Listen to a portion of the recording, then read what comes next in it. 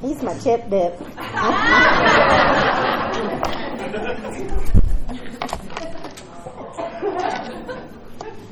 Hi, family. My name is Cheryl, and I'm an addict.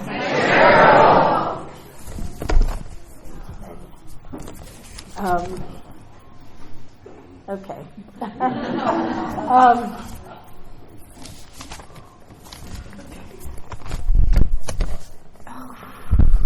Thanks for that. Crying already. I love you too. Can I have a moment of silence, please? So I can stop the tears and let God take over.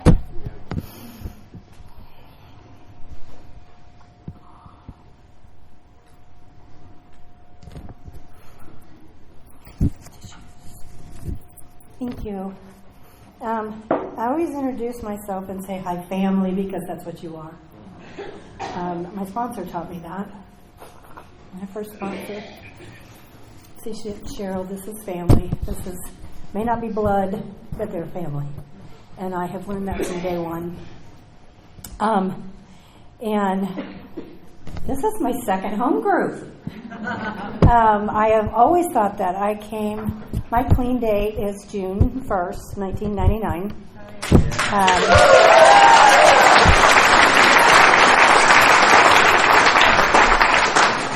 So I celebrate 25 years, and I don't even believe that. 25 years, that's wow. I don't even believe it sometimes.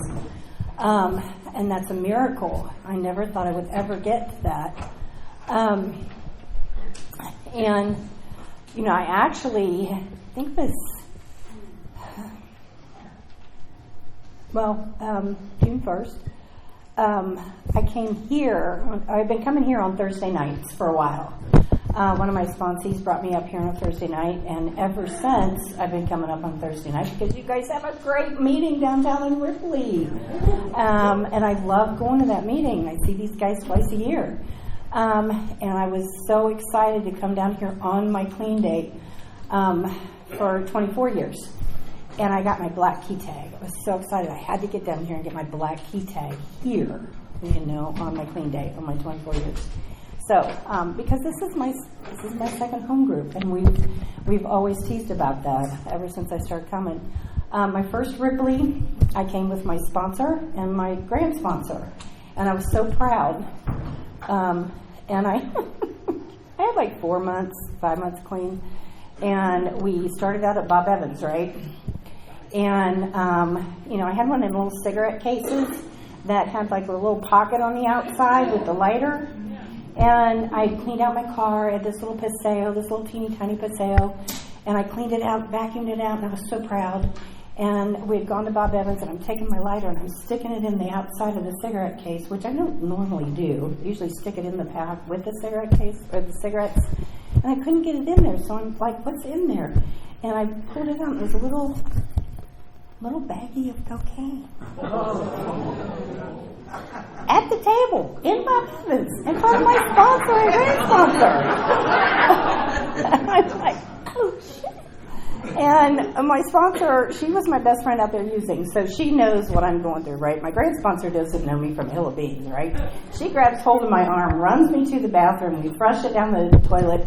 I'm like, what's Kathy going to say? She's going to think I'm this terrible person. And God knows how long it'd been in there, right? So I was like, oh my God. That was my first experience before I got to Ripley. Fun times, right? But anyway, I am from a small town called Greenville, Ohio. Has anybody ever heard of Greenville, Ohio? It's near Dayton, Ohio. And I was a good girl. I was a good girl. I got good grades. I was in drill team. I was in National Honor Society. We were poor. We were not. We didn't do well. I made my own clothes. My dad was extremely abusive to me and my brother and my mother. My brother and I took our piggy banks to my mom and begged her to buy a divorce. my brother came home one time and found my dad on top of my mom, choking her on the kitchen floor. It was not pleasant. She ended up getting a divorce. And she was like mother and father to us. I mean, she was a wonderful person, beautiful person. She did Little League with my brother. She did WAVETS or the drill team with me. She worked 3 jobs. She did everything for us kids. My dad, he left. We got him out of there. And she pretty much raised both of us. And, and then I went on to college. I did pretty well in college. I didn't, I experimented here and there, but nothing, I was a late bloomer. I drank, but, I pretty much was kind of like productive. I went to college and I, drank and I got good grades. I didn't really, I was like the, what do you call it? Words are hard for me sometimes. So I kind of took notes because words are hard. English is hard. I'm forgetful, so I don't want to go off on tangents. Designated driver, that's it. Because sober or drunk, I'm pretty much the same person, crazy. I just can't walk when I'm drunk. And sometimes I have trouble when I'm sober too. But I was a late bloomer with drugs. I experimented in college, but it wasn't a big deal. I just go to classes and I do the right thing. And it wasn't until later in life when I was dating this one guy and we went out on a date and he gave me cocaine all night long. The next day, I wanted more, and more, and more. Hence my downfall. That was it. I was off and running. And that was the start. And I never knew something could take me down so quickly. That was late 30s, and it took me down so far. I quit a job that I had. I was a manager of Pier 1 Imports for 20-some years, and I quit that job because I knew I was getting ready to be fired. You know that the regional manager's coming in town, and you know what's going to happen, right? So I quit. And it just, everything started just spiraling, and, it just... I don't share much about the mess because you've all been there. I had blackouts. I didn't know where I was the night before. I'd wake up, not know where I was. Bruises. I had a low self-esteem. Even before the drugs, hit me, I had addict behavior. I didn't think I was good enough.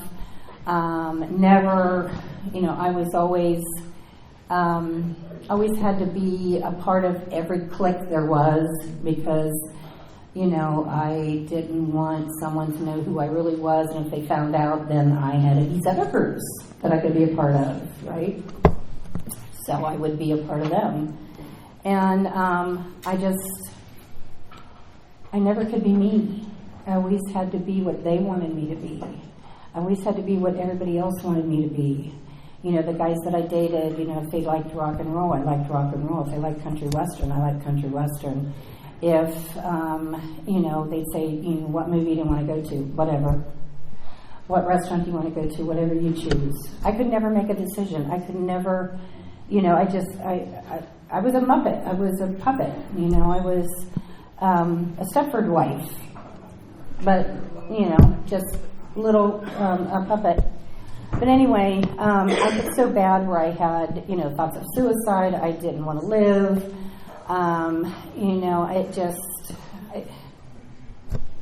You've all been there, I'm sure. And my bottom was when my daughter, who was my pride and joy, her and I were best friends. And before the addiction took hold of me, we did everything together. I was a single parent. We went on, Friday night was our outings. we went out to dinner, we went and played pool. We were not very good. So it would take us like an hour and a half to play one game of pool because we couldn't hit the little holes. But we had fun, and we laughed, and we enjoyed each other. Same with bowling. We had lots of gutter balls. I remember one time, it was so funny. She went to throw a ball, and, you see these on TV and comedians, and they go to throw the ball back, and she let the ball go. It went that way. And I laughed so hard that the stomach hurt. It didn't go that way. It went that way. But we had so much fun together, and we did this. And then the older she got, she was doing things with her friends, so we had to make our Friday night outings earlier so she could be with her friends. And then one time,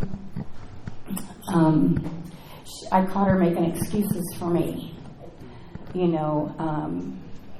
A friend of ours said, why, Cheryl, why are you always getting high? Why are you always covering up your feelings? Anything that happens to you, you cover it up with the drugs, you cover it up with the alcohol. Why are you doing that? And my daughter says, well, that's how she copes. And this is my 14, 15-year-old daughter, and it was like a light bulb went off in my head. And it was like, oh my God, my daughter's making excuses for my drug use. And then she told me, she said, Mom, I'm going to go live with Dad. And he lived in Columbus, and I was in Cincinnati, Hamilton, Fairfield. And that was my bottom. I was losing my daughter. I was losing my daughter, and I just, that was my bottom. So I called my best friend, who, her and I were best friends out there using. She had come into Narcotics Anonymous a year before me. And she was telling me all these things. Oh my God, Cheryl, they trust me with money. I'm the treasurer, and I go to these activities, and we do dances. And see, her and I, that's what we did. We went out to the bars, and we danced, and, the DJs and on bands and stuff, that's what we did. And of course, when she, started going to meetings, we didn't do that anymore because she wasn't going to bars anymore. So I called her, and I said, you need to take me to those meetings because I was afraid I was going to die, thoughts of suicide. Like I said, I'd wake up, I didn't know where I was. I'd be in I woke up one time, I was in the back of a warehouse of a carpet store. There was nobody around. My car wasn't there. I'd wake up at somebody's house, I didn't know where I was.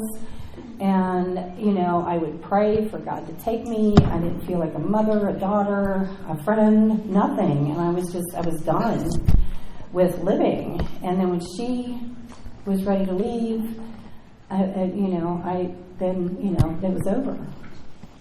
So she said, okay. So she took me to a Friday night meeting, 2 meetings on Saturday, and then a meeting on Sunday. And she said, you're on your own because I can't do any more. There was one car between her and her ex-husband, and he was still using, but that's all she had. She, had to.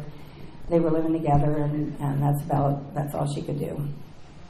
So I go to these meetings, and everybody told me, go to meetings, get a sponsor, and get a home group, and keep coming back. And I didn't want to die. And I felt like if I didn't do these things, I was going to. And I didn't want to lose my daughter. And I was scared to death to lose her because if I lost her, I would be all alone. And I couldn't be all alone. I didn't want to be all alone. So I did everything everybody told me to do. And, I felt like a piece of scum, like trash, like not good enough for anything or anybody. I felt so bad that, and I've shared this before, that even my first meeting, I didn't feel good enough to sit in the chair. I sat on the floor. My legs shook, my arms shook, at every meeting for months. When they read the readings, tears rolled because it told my story. Who's an addict? And that was me. And I was like, they followed me around out there and wrote my story in these readings. I identified right away, and there were 2 addicts that I could call. 2. I could not pick up the phone for anybody else. I was scared to death. I didn't want to meet anybody else. These 2 people I could call. And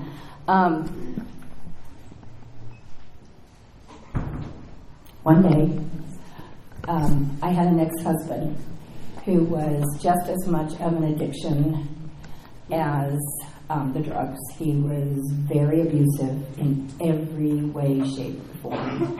Physical, mental, sexual, psychological. He was the devil incarnate. He even had an evil laugh that sounded like it was out of this world. And I'm not kidding. It was an evil laugh. And it was very hard to get away from him. But I did. I made it away. I made it out of there. I made it away. He called me out of the blue. I had maybe a couple of months clean.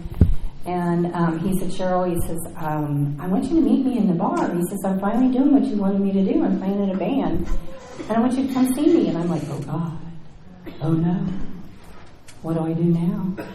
And I said, I can't do that because I'm getting clean and I'm not doing drugs and I'm not drinking. He said, well, you just sit at the bar. He said, you don't have to drink. I'm like, oh, no, I can't do that. And I said, well, I don't think that bartender, if I ask for a couple of shots of Cuervo, I don't think he's going to say no. I don't think so. So we just talked for a little bit, and I said, thanks, have a good life. Talk to you later, bye. And for one thing, I had a huge resentment against him because I thought he was the one that got me really hooked on that drug. One of the two people that got me really hooked on that drug.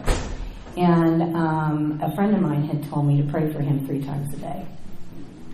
I didn't want to do that. Lightning to strike him, maybe, but nothing positive. He said, no, Cheryl, pray for God to be in his life and for direction, and pray for God's will in his life. And like I told you, I was a sponge, and I did what everybody told me to, I did what everybody told me to do, so I did. And when I got off the phone with him, guess what? There was no resentment there. It was gone, which surprised the crap out of me. I couldn't believe it myself. But it was gone. I didn't hate him anymore. I didn't blame him anymore for that. It was just like, but I really did want to go to the bar, and I really did want to watch it play at the band. He was good. I really did want to go. So I called my sponsor, and I called this other addict, and neither one of them picked up the phone. I'm like, uh-oh. So I grabbed that little paper that they gave me at the first meeting with all those phone numbers, and I thought, I picked up the phone and I called this one woman that I didn't remember who she was, and I called and I told her what was going on. She said, get to a meeting. It was a Saturday night, candlelight, and she said, I'll meet you there. And I met her there and I told her what was going on, and she said, just stick with me. So I did, and I shared at the meeting, and they took me out to eat afterwards, and they kept me out till after 2 o'clock. Smart people you guys are. You're really smart. And I didn't go to the bar. I didn't pick up. I didn't use. And guess what? I had another phone number to call. It's so cool. It worked.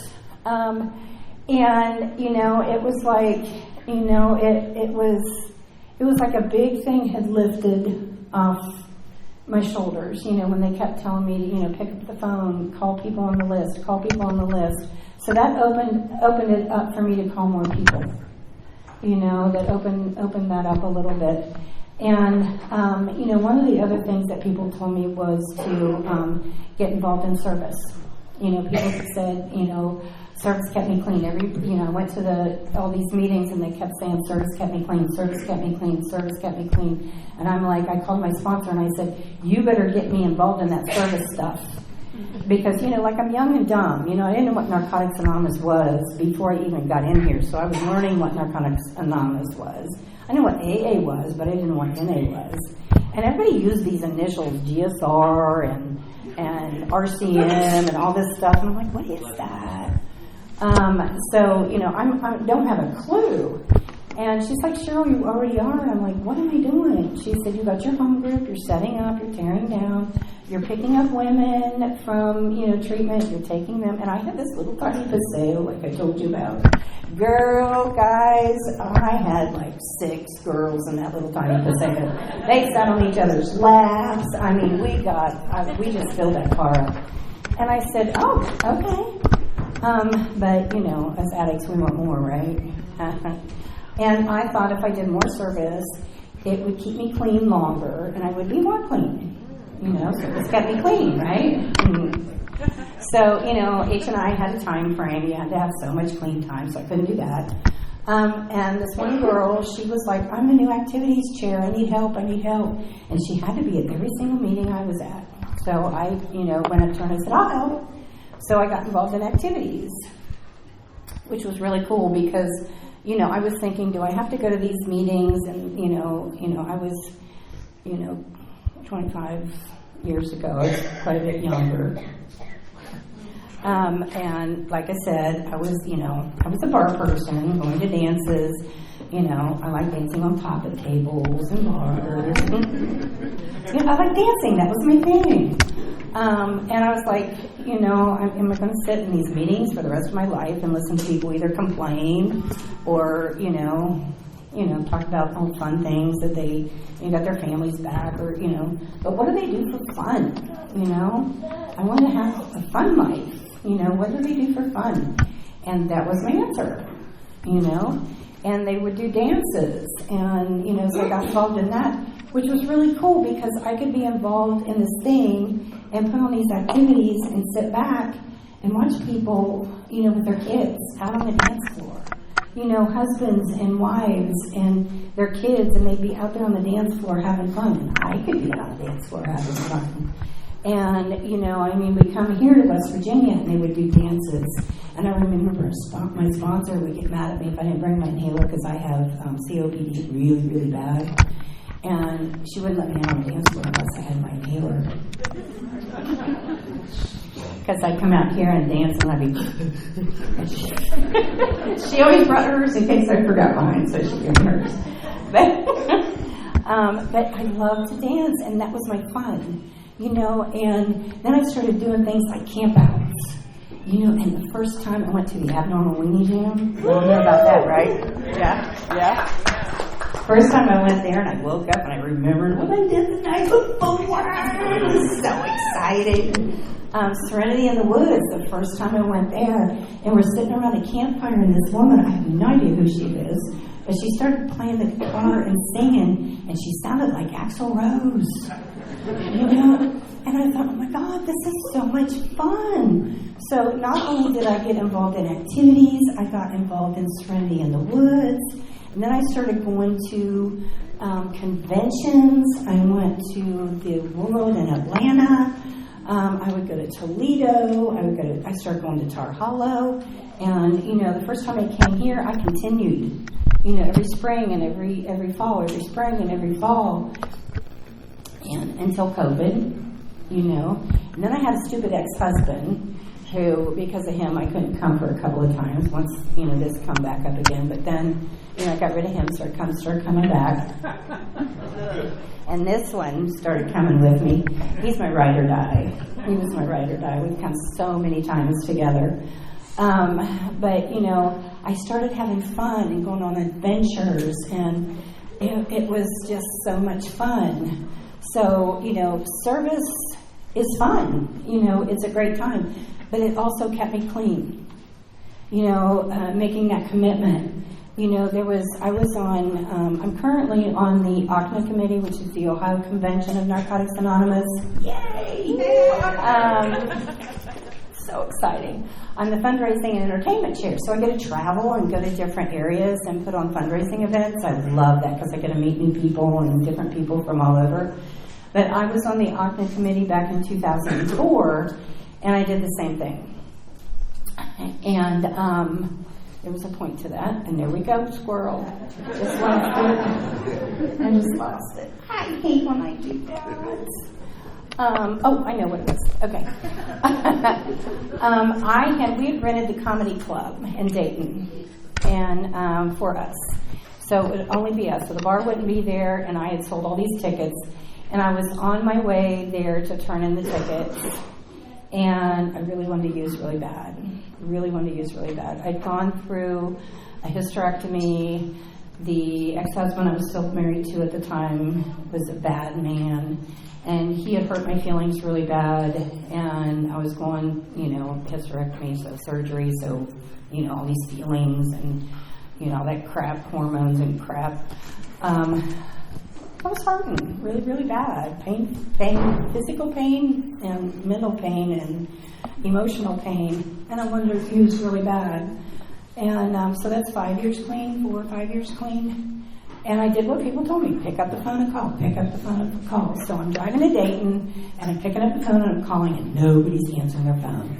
Nobody, not a single person. Nobody. I get there, I make my commitment. I've got to, I'm really good with my commitment. So I get there, turn in the money, turn in the, everything. And I'm in Dayton, I'm thinking, okay, I'm in Dayton. Nobody's going to know, right? So I get in my car. The minute I get in the car, my phone goes off the hook. My people started calling me back. They called me back, and I was on the phone all the way back into town. So I didn't pick up. And that's the way my recovery's been, And one of the reasons I don't share about the mess is I went to a meeting one time, and this guy was sharing about where he got his drugs and how much he got, and he was glorifying his using. Glorifying it. My mind goes, I'm going to talk to him after the meeting. Wonder if he still has his contacts. Why didn't I know him, I left that meeting wanting to use badly. And I drove straight to the bar. And I was getting ready to go in. And my sponsor calls, out of the blue, what are you doing? She didn't know where I was or what I was doing that night. I said, no, you didn't just call me. She said, what are you doing? And I said, I just drove up. I named the bar. And she said, get your butt over here. So that's why I don't like sharing about the mess. I like sharing about, we've all used, we've all been there, we've all hit our bottom. I like sharing about recovery. What do you want, what do you want to do about your recovery, and how can you do it, There's so many times that I have wanted to use. I want to tell you what to do, when you want to use. Pick up the phone, go to a meeting, read the text. There were so many times in the middle of the night, of course you can't go to, well, now you can, you can go to a Zoom, but back then you couldn't. I would get up and I would read the text. There were a couple of people that I could call at 2 o'clock and 3 o'clock in the morning. This one guy would say, okay, Cheryl, let me get up, go to the bathroom, take a pee, and put a pot of coffee on. I could always rely on him for that. But, there can be so many triggers. My husband and I, we've been through a lot. We have been through a lot. 7 years ago, he fell 25 feet from scaffolding. He broke 12 ribs. Piece of rebar went through his leg and crushed shoulder. He called me from the ground. Said, an ambulance is coming, and I was clear in Cincinnati, and I got on the freeway, and I came to the hospital, and, there's a whole lot that went on there, but a whole lot he's been through in the last 7 years with multiple surgeries, PTSD, this surgery, and then he was going to physical therapy, and then he gets a job after months a few years, actually. And then he, gets a job with a truck, and, a week later he jumps out of this truck and shatters his tibia, so it's another, 3 months where he can't walk. It's just been one thing after another with his body.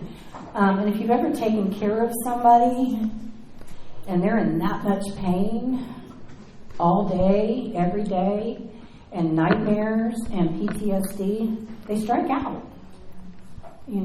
They can be mean, sarcastically, and I knew, I'm trying to take care of him.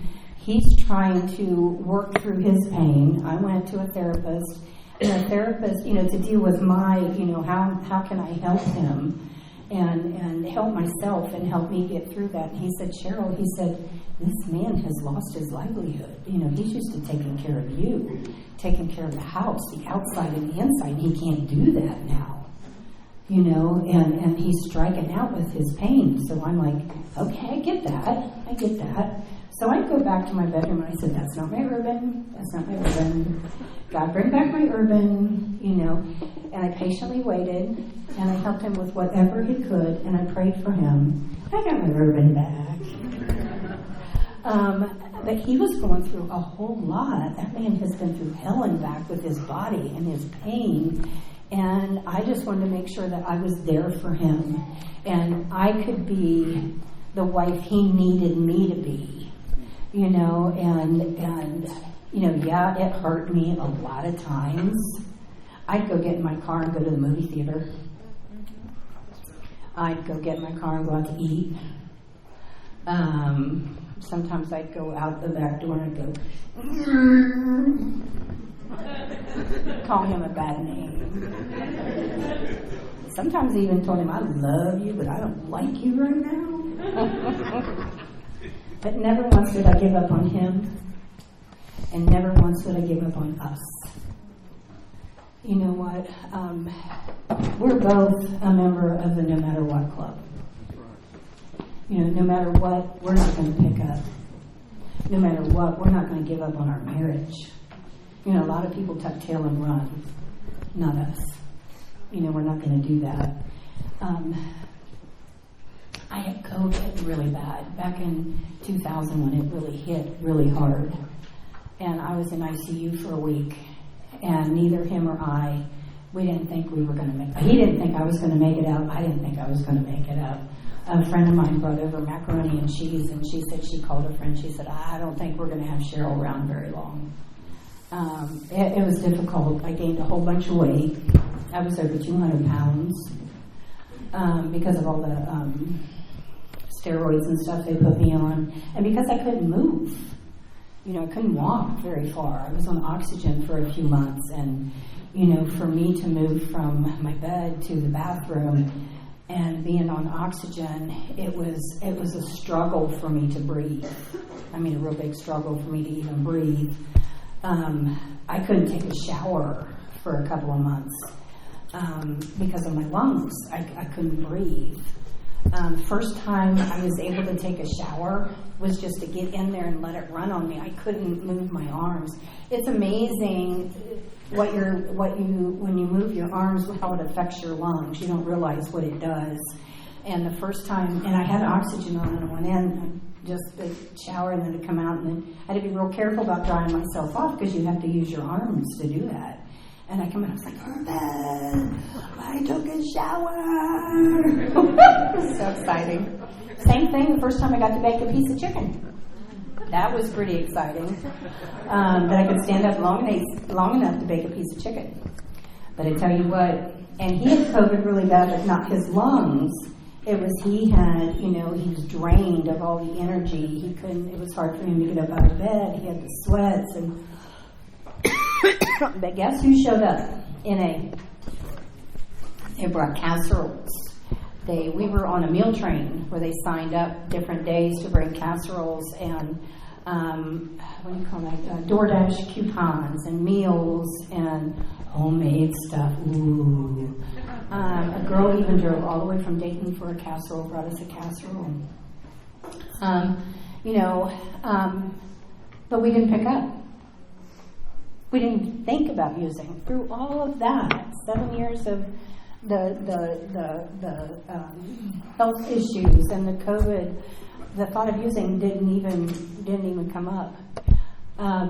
When I first came in the rooms, I had 2 reservations. Anything ever happened to my mom or my daughter, I couldn't. There was no way. I lost my mom, death. I couldn't. There was no way I could not use. Because that's what we did when we were using, right? We used to numb the pain. That's what I did. Any pain, anger, whatever, I used to numb. That's what I did. I numbed. But if something happened to my mom, I could not. There's no way I could handle that pain. 2015, my mom passed. We were best friends. We were Rosy Reds. Do you know what a Rosy Red is? Yeah. Yes. We were Rosy Reds. We went to opening day every year for over 20 years. We went on weekend trips, Rosy Reds. We went to opening day in Florida, Rosy Reds. We went on vacations. We were best friends. We were close. that devastated me. I mean, I was devastated. I would be driving and not know where I was. I got suspended from work, which is not like me. I didn't report something, and it got back to the bosses, and I got suspended, and that is so out of the norm for me. And somebody suggested I go to a grief group. You know, one addict helping another. Well, going to that grief group was one of the best things I ever did, because they reassured me that I was not losing my mind, because I thought I was. I really thought I was. And a few months down the road, somebody asked me, well, did you ever think about using? And I'm like, oh my God, no. And you know why? Because when I came into recovery, I built such a beautiful base and such a hard foundation. I built such a beautiful recovery base that I did everything that they told me to do. I worked the steps over and over and over again. I did service work. I did meetings. I sponsored people. I called my sponsor. I worked recovery like there was no tomorrow. So when I couldn't work recovery because I was so devastated and so hurt and I was just devastated. I can't even think of the words. Recovery worked me. You know, it worked me. And I didn't, the thought of using didn't even cross my mind. And I was, reservation. It was gone. It was gone. My first year, I was sexually attacked by someone I thought was a friend. I was ready to use. I was a part of Serenity in the Woods committee, and I went over to a friend of mine's house, and I went over there before a committee meeting, and I told him what happened, and he was someone that I was very, very close with. I was close with him before I even came into the rooms, and I said, I can't serve on this committee. I can't, because he was on the committee. He said, Cheryl, we like you more than him. He said, I'm not going to let you resign. You sit next to me. He said, you're going to make it through this. We're going to help you through this, but you are not, we're not going to let you take this out. I said, you don't understand. I can't sit here and look at him. He said, yes, you can. Yes, you can. He says, we got 2 more meetings, and then the thing, and they did. They helped me through that, and I did not pick up. I did not pick up. I can't even believe that now, even just even saying that. I did not pick up, But you know what? Terrible big things can happen, and we cannot pick up. But you know what? Small things can happen. Little things can happen. Little things can build up. And you can, and people don't stop working your program. I know too many people that quit going to meetings. They quit calling their sponsor. They quit working the steps. They think maybe everything's fine. There's no big things that are happening in their life. No divorce, no death, no nothing like that. But all of a sudden, boom, they're picked up. They picked up and they're out there. So it doesn't have to be the big things. It can be the little, it can be anything. I remember doing HI in a hospital one time, and I remember somebody sharing that the disease is doing push-ups. It's doing push-ups. It's always doing push-ups. It's ready for you to let down your guard. Be vigilant.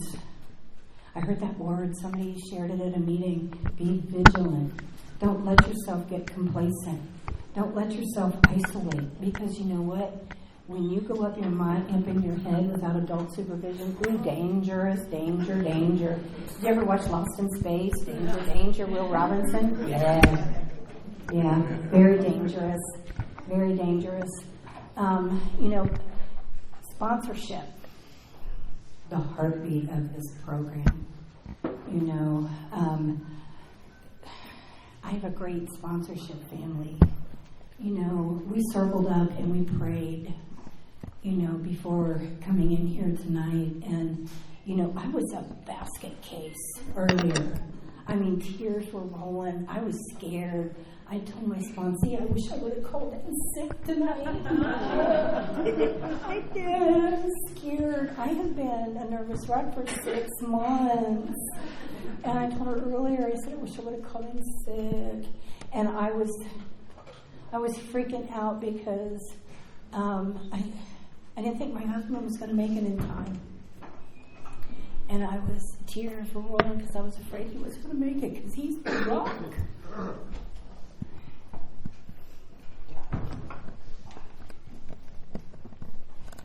He's the rock. He really is. We were sitting on the porch a month or so ago, and we were sitting there, and I said, you know what? You're the strongest person I know. He said, what? What are you talking about? I said, you're in pain every day. Every day. And you keep fighting. You keep fighting. You do the yard work. You do some of the inside, well, he does most of the inside work, because there's a lot of things I can't breathe, odors I can't breathe because of my lungs and my emphysema. He takes care of the dogs, and he keeps moving forward. And he just keeps moving forward, and he takes care of me when I need to be taken care of. And he just keeps moving forward. And I told him, I said, you were just, I rely on you, and I appreciate you, and I love you so much. And he's everything to me. Do we have fights? Yeah. But you know what?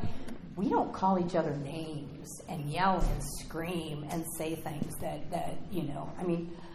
if we get in a fight and I get mad, I may not talk to him for a few days. Maybe go for a week.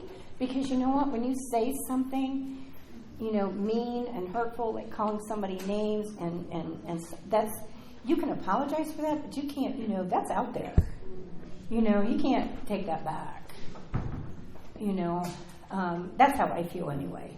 So I just get quiet, and I may take a few days, I may take a week, but I go back, and it's like, what is my part? And if I don't have a part, I just wait for him to apologize. Or bring me flowers. But one thing I wanted to touch on, too, is the steps. The steps are super, super, super important. I've been through the steps several times, and now I'm starting on the traditions, which I'm excited for. I've been in service for, ever since I've been in the program. But now I'm excited to really dig into the traditions. But the steps, I heard one time the steps 1 through 3 is the basics, the foundation. To me, it's like the same serenity prayer. God grant me the serenity to accept the things I cannot change, the courage to change the things I can, and the wisdom to know the difference. I use that serenity prayer on everything and anything still to this day. And that's, to me, like the first 3 steps, the basics, the foundation. And I can use that on anything in my life. Steps 4 through 9, to me, is like taking out the garbage, is what I was told. And you put all that together, and you take out the garbage, and you let the garbage man take it, and it's gone. Don't hang on to that crap. You work the steps, you take it out, and it's gone. Don't hang on to it. And 10 through 12 are like maintenance steps. That's what you do continually, over and over and over again. You work those steps. Those are the maintenance steps. I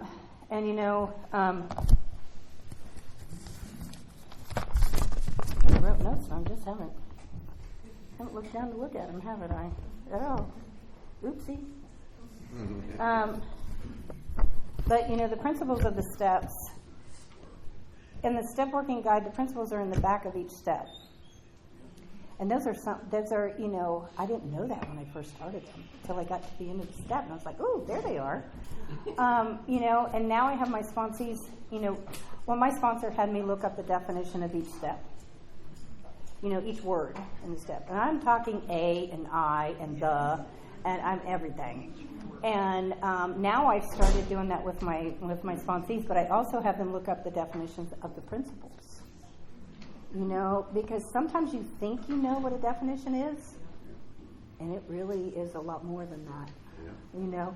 And these principles, you can not only take, not only, are they good with the steps, but you can use them in your everyday life, with your family, with your job, with the community, Principles are good all around you. They teach you a lot more than just what you get from NA. And, the things that I have today, the life I have today, is beautiful. I never thought I could have a life that I do today. I have a beautiful, wonderful husband. He and I have built a life together that is absolutely, and I could have never thought that I would. I always had a knack for picking a bad boy. Always a bad boy, right? Now I got a bad boy turned good, right? Yes! This is so exciting, right? I love you, baby. And, we have a beautiful marriage. We have beautiful families, his kids and grandkids, my daughter and grandkids. And our grandkids know nothing about our addiction. My daughter, right before I got my 25 years, she called me. She came to my medallion ceremony, or giving, not a ceremony, but first 3 or 4 years, and then she got busy with nursing and having babies and all that and couldn't make it. And this year, she called me like a week before, and she said, "Don't you have a special medallion coming up?" And I said, "Yeah, she's 25 years, right? And you know this? How?" I mean, she kept track. I don't know how. Why? Because she's not a real sensitive person. I said, "Yeah." She said, "I want to." She's not. Me, I'm a blubbering idiot. She must have got that from her dad. But anyway, she said, "I'm going to be there." I said, "You do?" She said, "Yeah, I'm going to be there." I said, "Okay." And she said, "I'm going to go out to eat with you guys too." And I'm like, "You do?" So she was there, and she brought flowers. Like, okay. And my sponsor, I just switched sponsors because I wanted to get more into the traditions, and I know she's got more of that in her background, and I've really gotten to know her more because her and I have been coming to West Virginia together the last few times, so I've gotten to know her more. And she came, and she was giving me the medallion, and she said, how did she put this? Her daughter had asked Ivan. How many of you know Ivan? Yeah. Right? Yeah. Her daughter had asked Ivan for a medallion. He needed a 25-year medallion. She needed a 25-year medallion to give to her mother. And Ivan said, "Well, why don't you take mine and give to her?" So he gave her daughter his 25-year medallion, who gave it to her mother. So my sponsor gave her this 25-year medallion to my daughter, who gave it to me. So I have Ivan's 25 years. Everybody was crying in my meeting. Everybody. It was amazing. It was amazing. And just recently, my daughter called me one night, and we talked for 4 hours. And about 15 to 20 minutes of that, she was telling me what a great mother I was.